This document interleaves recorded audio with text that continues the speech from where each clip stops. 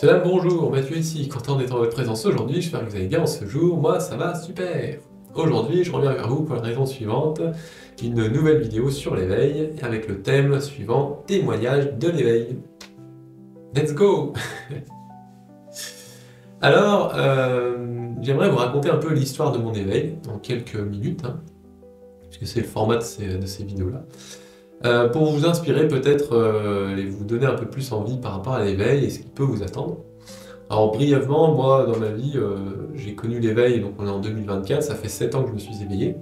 Et j'ai eu une vie tout à fait des plus standards jusqu'à mes 20 ans, donc j'avais mon diplôme, j'allais à mon travail, métro boulot dodo, et puis tout allait bien jusqu'au jour où je me suis retrouvé au chômage. Et puis là, ça a commencé ma quête spirituelle.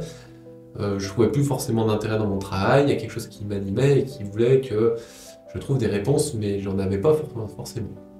Donc je me suis intéressé un peu à la vie de Bouddha Shakyamuni, j'ai commencé à méditer dans mon appartement rue du Chariot d'Or à la Croix-Rousse à Lyon, et puis je faisais des méditations assises dans mon appartement, puisque j'étais au chômage, et j'allais marcher au parc de la Tête d'Or, qui était juste en bas de la colline, et je faisais ça toute la journée. Je faisais une méditation assise, une marché, assise, marché.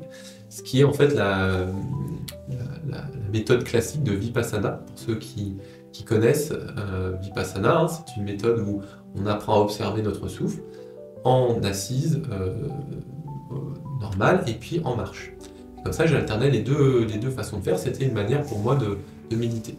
Et puis petit à petit, je rejoins des centres de méditation, plus ou moins tibétains ou bouddhistes, et je me suis intéressé un peu plus à la méditation. J'ai eu un épisode qui a été un peu douloureux parce que j'ai pas été accepté dans les centres de méditation, du coup, je suis parti sur les chemins de Saint-Jacques de Compostelle, et on m'a pris pour un fou parce que je marchais pieds nus, avec une gamelle à la main et une couverture et juste une paire d'habits sur moi parce que j'avais décidé de vraiment renoncer à tout ce qui pouvait m'attacher au monde afin de me connaître véritablement. Et à partir de ce moment-là, je me suis retrouvé dans des hôpitaux psychiatriques, on m'a pris pour un fou, donc on m'a donné des médicaments, ce qui n'arrangeait pas forcément les pensées qui pouvaient m'agiter. Et petit à petit, j'ai rencontré en fait ce qu'il y avait de pire en moi, c'est-à-dire la colère, parce que je me sentais pas malade, j'acceptais pas qu'on me considère comme tel. Néanmoins, j'avais pas la sagesse de me connaître ou d'être éveillé. Donc du coup, ça a été une phase pour moi de transformation. Et donc j'ai traversé les hôpitaux psychiatriques une fois, deux fois, avant de petit à petit rejoindre des communautés laïques puis spirituelles. Jusqu'au jour où je suis arrivé au centre de méditation de Thich Nhat Hanh, le village des pruniers, où je suis resté 3 ans en tant que laïque, et dont j'ai vécu pendant 3 ans sur place. Avec bien sûr encore ce passage un peu difficile des médicaments que je transformais petit à petit en méditation, et c'est comme ça que je suis passé de la médication à la méditation. J'aime bien ce jeu de mots parce qu'à une lettre près, ça a changé ma vie. Et c'est le cas, parce que dès lors où j'ai commencé à méditer et que j'ai renoncé aux médicaments, eh bien j'ai commencé petit à petit à reprendre conscience sur moi-même, à me connaître véritablement et à trouver ma paix intérieure. Et là, j'ai commencé vraiment ma transformation intérieure. Ça n'a pas tardé, quelques années après, je m'éveillais complètement. Et le 2 août 2017, après de nombreuses méditations à méditer régulièrement tous les jours, eh bien, j'ai atteint des états assez subtils. D'abord la paix intérieure, le calme intérieur. Et puis petit à petit, je suis vraiment entré en moi-même, je me suis vu moi-même, j'ai revu mes vies passées.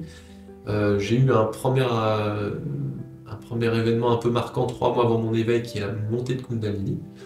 Et là, ça a été une sorte de nettoyage par le feu intérieur de tout ce qui pouvait faire obstacle à mon éveil. Et 3 mois après, le 2 août 2017, sous un pin, par une magnifique journée ensoleillée, sans aucun nuage, j'étais là, je méditais, j'ai revu toutes mes vies passées, et puis je suis arrivé à la source. En fait, j'ai vu dans mes méditations, en fait, le bien-être avant même toute chose, c'est-à-dire que j'ai vu que la terre se contractait, se dilatait, un peu comme une sorte de poumon ou de cœur. Et au moment où j'ai eu cette vision, je suis revenu dans mon corps, et là j'ai eu cette pensée suivante: je me suis éveillé, je suis le Bouddha Maitreya. Et il y a eu un certain nombre d'informations qui me sont venues à moi, et une satisfaction vraiment de ne plus rien avoir de spécial à accomplir, puisque je venais de me réaliser.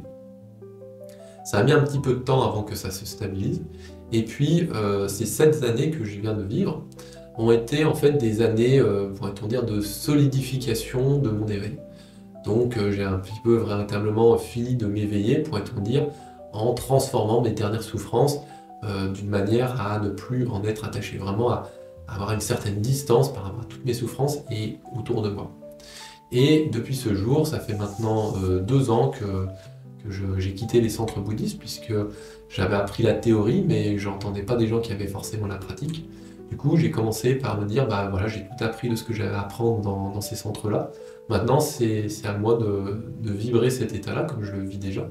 Et j'ai commencé petit à petit à faire cette chaîne YouTube, à dispenser quelques méditations, voire des enseignements quand on me le demande, et puis de mettre petit à petit en place des programmes pour justement permettre l'éveil. Voilà un petit peu mon parcours, mon témoignage par rapport à l'éveil, et puis il y a d'autres vidéos que j'ai déjà tournées sur le sujet, vous pouvez retrouver sur ma chaîne si vous voulez en savoir un peu plus. Là, j'ai essayé d'être assez succinct dans cette pratique, mais il y a effectivement des états de conscience que j'ai traversés qui peuvent être visibles sur mes autres vidéos. Voilà, je vous remercie de m'avoir écouté, je vous souhaite de passer une bonne journée. Et puis pour ceux et celles qui auraient déjà atteint l'éveil ou qui auraient des témoignages par rapport à l'éveil, n'hésitez pas à inscrire votre commentaire pour que je puisse vous lire là-dessus. Voir si vous voulez aussi intervenir sur cette chaîne. J'interviewe de temps en temps des personnes qui ont atteint l'éveil et je leur donne la parole sur cette chaîne. Donc vous pourrez déjà voir certaines personnes qui sont passées par ici. Et n'hésitez pas à me contacter pour justement qu'on puisse partager l'éveil, ce que c'est que l'éveil, comment on le vit, puisque chacun le vit à sa manière, et ça peut être inspirant pour les nouveaux de savoir que oui, c'est possible, et qu'il n'y a pas une méthode, mais de plein de manières. L'idée, c'est véritablement de goûter à cela finalement. Voilà, une dernière petite chose, ça fait 7 ans que je suis éveillé, et ça fait 7 ans que je suis dans un bien-être qui s'appelle l'extase ou la félicité, qui ne cesse chez moi, c'est pas juste de temps en temps, c'est tout le temps. C'est-à-dire que là, au moment où je vous parle, j'ai ce bien-être qui est en moi, qui infuse une sensation très agréable, et qui est le résultat justement de m'être éveillé. Et ça, pour moi, c'est le signe véritable que je me suis éveillé. En tout cas, c'est comme ça que je le comprends. Donc si vous avez des suggestions, des remarques, des choses là-dessus, n'hésitez pas aussi à les partager, je serai heureux de vous lire. Voilà, merci de m'avoir écouté, je vous souhaite de passer une bonne journée. À bientôt pour une prochaine vidéo sur le thème de l'éveil, et puis bonne pratique, salut!